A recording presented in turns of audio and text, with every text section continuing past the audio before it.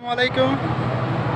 নিয়তি আমাদেরকে অনেক কিছুর সম্মুখীন করে, আমাদেরকে অনেক কিছুই শেখায়। নিয়তি আমাদেরকে স্রোতের মতো ভাসিয়ে নিয়ে যায় এক জায়গা থেকে অন্য জায়গায়।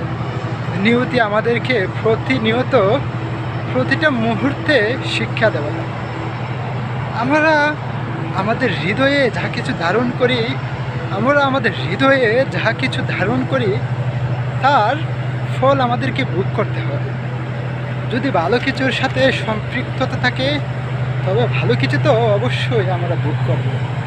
আর যখন আমরা মন্দর সাথে সম্পৃক্ততা করব, মন্দকে আমরা অস্বীকার না করেও আবার অস্বীকার করে যাব এই সমাজের কাছে, তাহলে সেই মন্দটাও আমাদেরকে ভোগ করতে হবে। এটাই হলো নিয়তি। কেননা আমরা সব কিছু অস্বীকার করে গেলেও, অনেক কিছু ত্যাগ করে গেলেও স্রষ্টাকে তো আর ত্যাগ করা যায় না। যিনি সব কিছুর সৃষ্টি করেছেন, সব কিছুর মালিক, সুখ দুঃখ ভালো মন্দ, সেই স্রষ্টা তো একজন আছেন।